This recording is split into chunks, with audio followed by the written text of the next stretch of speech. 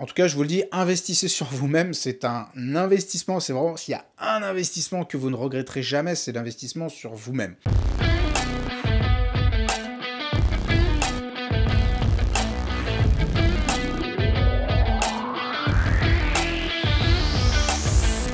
Quand je me suis lancé dans l'immobilier et que je cherchais des conseils, alors il y avait toujours plein de conseils techniques sur comment gagner plein d'argent, comment économiser des impôts, etc., optimiser sa fiscalité.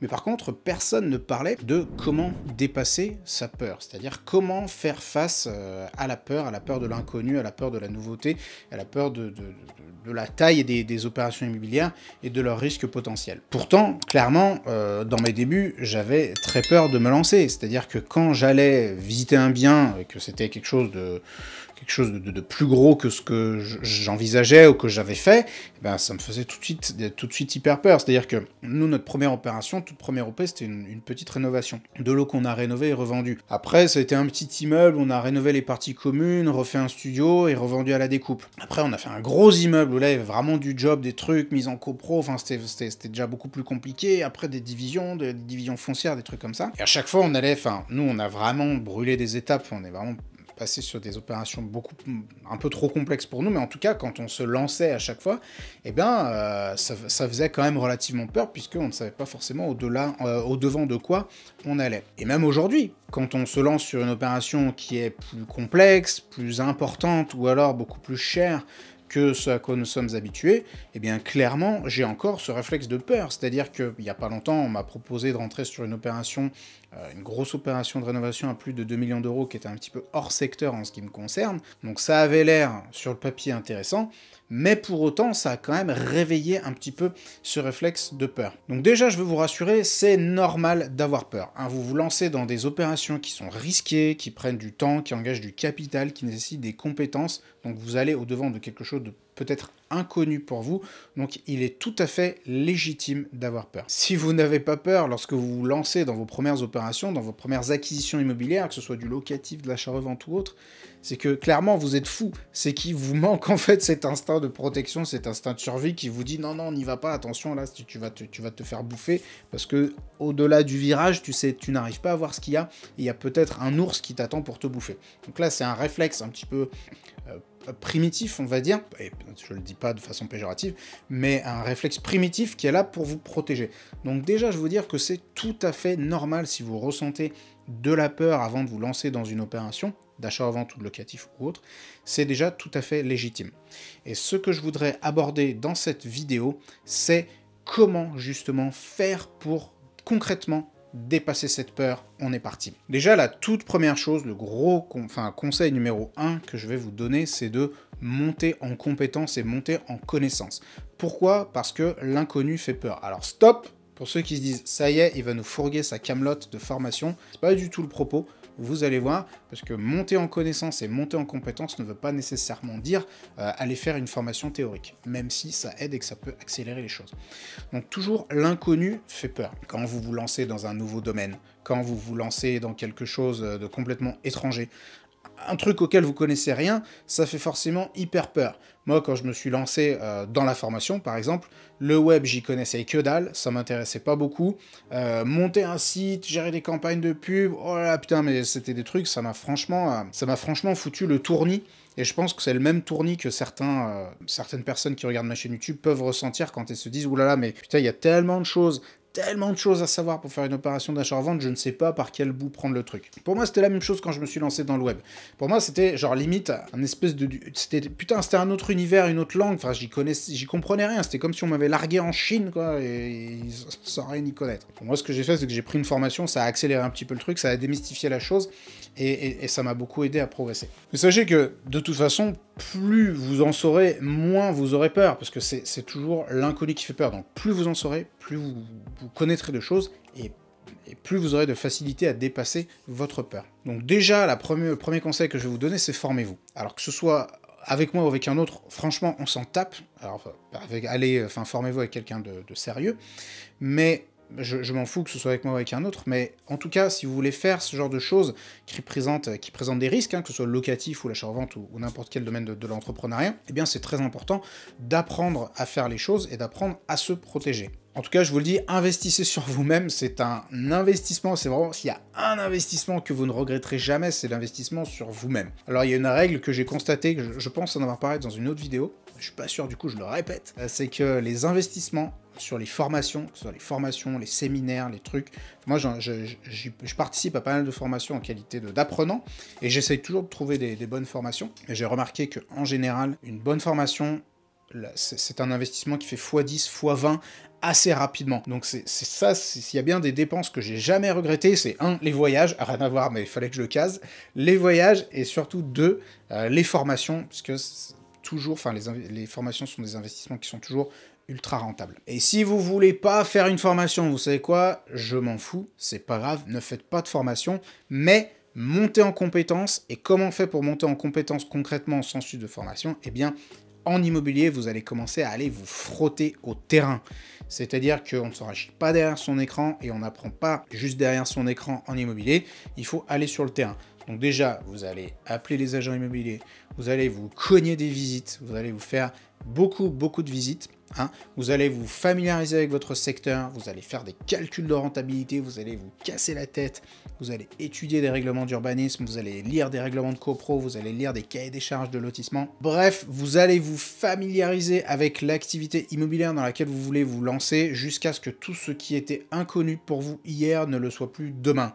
Ok, donc ça c'était le conseil numéro 1, montez en compétences. Conseil numéro 2, apprenez à vous protéger. Et je vais vous raconter une petite anecdote. Récemment, avec mon frère, on a eu une tuile sur une des opérations immobilières qu'on a en cours. C'est une opération à 770 000 €, donc une opération qu'on n'a pas trop envie de voir traîner, parce que ça fait quand même un petit peu d'argent. Et il y a eu une tuile. C'est-à-dire que la mairie nous avait dit, bah, l'accès, vous allez nous le positionner ici.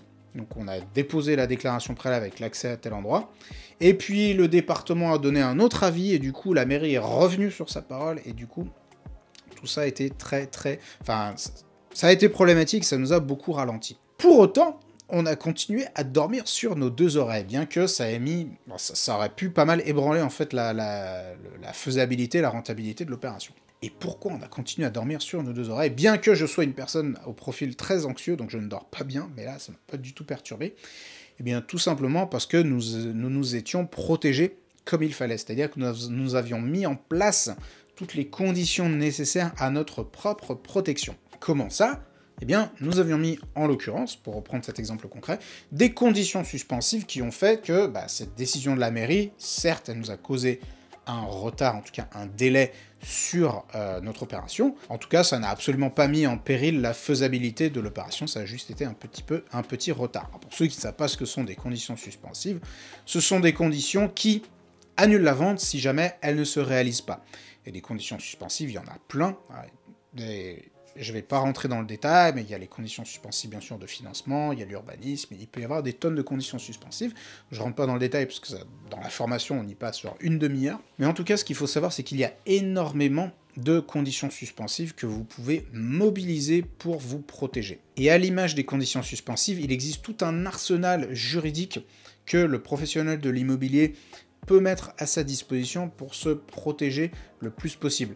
Il existe de nombreuses stratégies de protection, et notamment des stratégies commerciales et des stratégies juridiques. D'où la nécessité de 1. Savoir faire les choses, donc savoir faire les choses et les faire dans le bon ordre. 2. Connaître les moyens juridiques, commerciaux, etc. qui sont à votre disposition pour vous protéger. Et 3. Savoir bien s'entourer de professionnels compétents, ça c'est vraiment un conseil hyper important. Entourez-vous de personnes qui soient extrêmement compétentes dans ce qu'elles font. Donc certes, il y a un risque dans les opérations immobilières, mais ce risque au final, il est mesuré et il est modéré si jamais vous faites les choses en bonne intelligence. Et il y a une chose qui est très importante pour moi, c'est moi je me sens vraiment une responsabilité vis-à-vis de vous qui regardez ces vidéos, vis-à-vis des personnes qui suivent mes formations, puisque il y a beaucoup de personnes que j'invite en fait à... Enfin, j'invite tout le monde, mais tout le monde ne suit pas le conseil.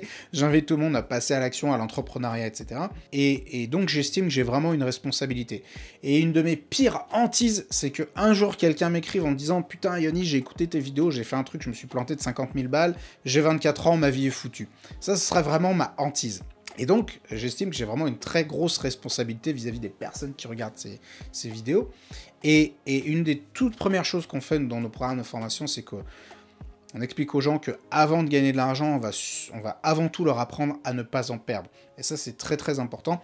Sachez en tout cas qu'il y a énormément de moyens de se protéger quand on veut faire de l'activité professionnelle d'immobilier. Et donc, n'hésitez pas à mettre à profit tout cet arsenal qui existe pour vous protéger au maximum. Et maintenant, pour cette troisième partie de vidéo, je voudrais vous donner des stratégies qui sont universellement applicables pour apprendre à dépasser votre peur, donc que ce soit dans l'achat-revente, dans le locatif, dans le domaine perso, dans le sport, bref, que sais-je, vous pouvez l'appliquer, mais là où bon vous semblera. Déjà, quand vous avez peur d'un truc, vous voulez vous lancer, vous voulez faire quelque chose, ça vous fait peur, demandez-vous, première chose, qu'est-ce qui peut m'arriver de pire ?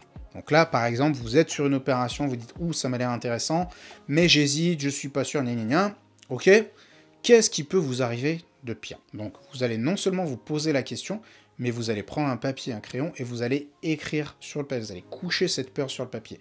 Vous allez dire, ce qui me fait peur là, c'est par exemple, je sais pas, que ça dure 2 ans et que je gagne rien. Ou alors, ce qui me fait peur, c'est que je perde 40 000 euros. Donc, vraiment, écrivez la chose. Déjà, ça va aider à vous sortir le truc de la tête. Ça, c'est l'étape numéro 1. L'étape numéro 2, c'est qu'est-ce que vous allez faire si ça vous arrive, hein? La question qu'il faut se poser, c'est est-ce qu'on peut y faire quelque chose? Est-ce que vous pouvez faire quelque chose en amont? Est-ce que vous pouvez faire quelque chose pendant? Est-ce que vous pouvez faire quelque chose après? Est-ce que vous avez une prise en fait sur les événements? Est-ce que vous avez la possibilité de les modifier? Et en tout cas, si jamais le pire du pire que vous pouviez envisager, si jamais le pire vous arrive, eh bien, qu'est-ce que vous pourriez faire pour éventuellement y remédier? Et là, c'est pareil. Vous allez le noter en dessous, donc vous avez la peur, enfin ce qui vous fait peur, etc. Et qu'est-ce que vous pouvez faire pour y remédier? Ensuite, c'est la question qu'il va falloir vous poser, et là aussi peut-être l'écrire, c'est est-ce que vous êtes prêt à accepter les potentielles conséquences néfastes de ce vers quoi vous avancez? C'est-à-dire si vous vous dites, ok, bon effectivement là potentiellement je peux perdre 2 ans, eh bien c'est est-ce que vous êtes prêt? Est-ce que vous êtes prêt à l'accepter? Est-ce que vous êtes prêt à vivre avec ça? Ou est-ce que vous n'êtes absolument pas prêt à vivre avec ça? Et en fonction de tout ce que vous aurez écrit, eh bien, vous pouvez commencer à mettre un pied devant l'autre en parfaite connaissance de cause. C'est-à-dire à vous dire, ok, je sais que mon risque maximal, il est là. C'est ça mon risque maximal. Si jamais ça m'arrive, je peux faire telle et telle chose.